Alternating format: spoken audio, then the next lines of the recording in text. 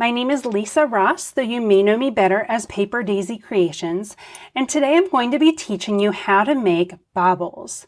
Now there are all different kinds of ways to make baubles, and they are such a great way to add a little bit of flair to your project. I typically like to have a minimal number of baubles, but I feel like having just a few of them on your design can make things really pop. And quite literally, because look at this knitted fabric coming pop off of the reverse stockinette background. So you can see the back of this is my stockinette, meaning that the front of this is my reverse stockinette. And it looks a little bit like garter stitch. So we're going to make this bauble, and they're not hard to make. They get a bad rap just because they take a little bit of time to do.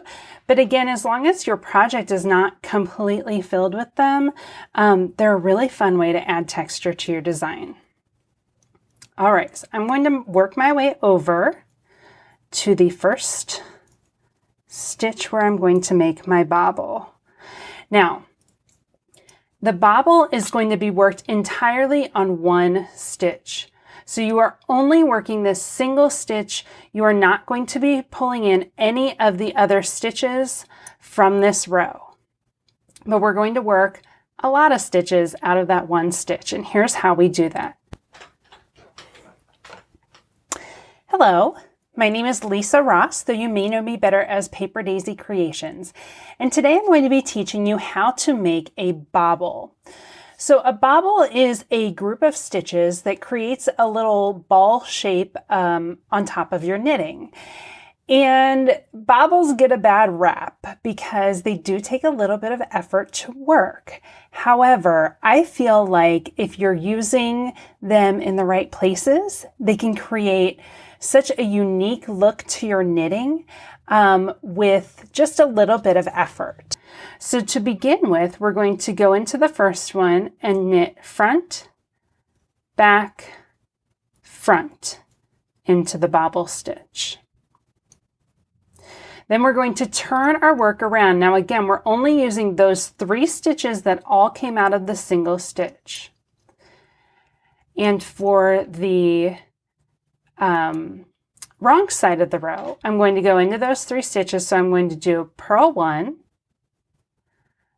I'm going to purl, yarn over, purl, and then I will purl that 3rd stitch. So now I'm up to 5 stitches on my needle out of that single stitch.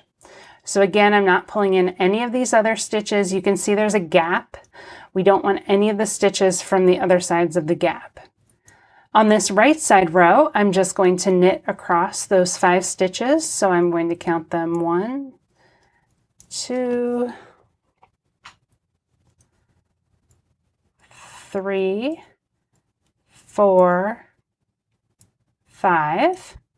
Flip to the back, and now I'm going to decrease. So I've got 5 stitches out of that single stitch, but now I need to decrease them away.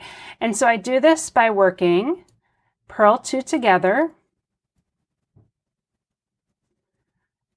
purl 1, purl 2 together, and turn it around to the front. Okay, I'm down to 3 stitches on my needles between that gap.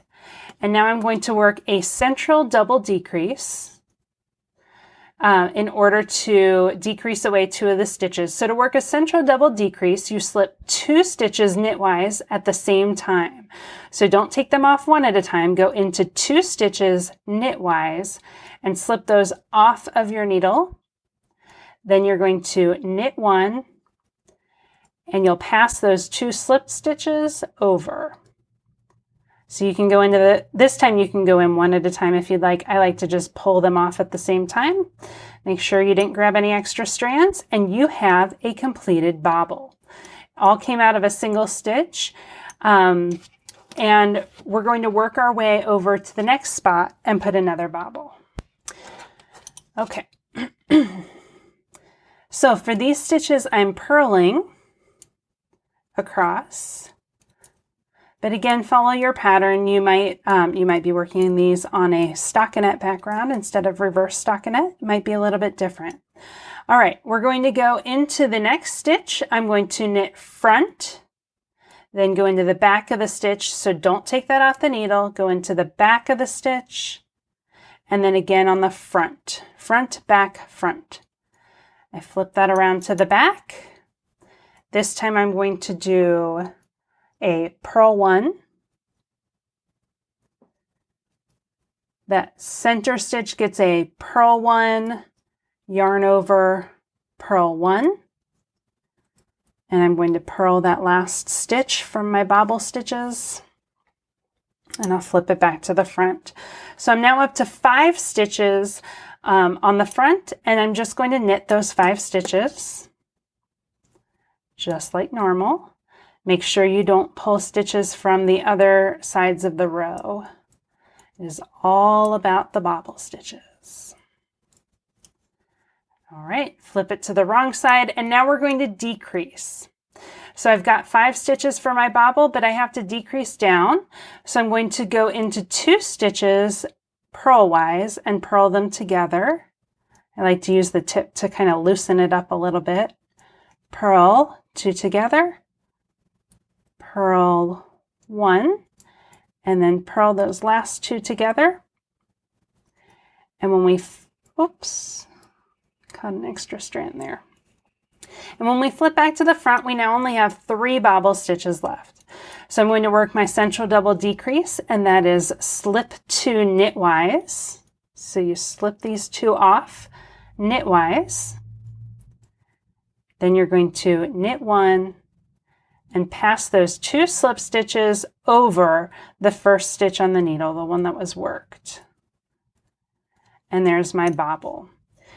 So the other thing I want to keep in mind is that when working these stitches, when I come back on the next row, either on the back side of this work, or if you're working in the round, it will be along the front side of the row. You want to just be sure and keep those stitches snug, and it kind of closes up any gap that might appear. Now, while these worsted weight bobbles look ginormous, if you use a bobble on a sock yarn or a lightweight yarn and tiny needles, you get a really lovely little tiny bobble. It's a really nice effect, and I like using it on socks, such as on my High Society socks. But the worsted weight versions are also great. They're a lot more dramatic, and those can be used in a sweater, such as my dappled adult sweater, which is knit in chunky Aran weight yarn, or the dappled gray, which is knit in a worsted weight yarn. And they're just sprinkled throughout, and you get a really cool textural effect. So you can find all of my patterns on Ravelry.com and on PaperDaisyCreations.com. And as always, I wish you very happy knitting.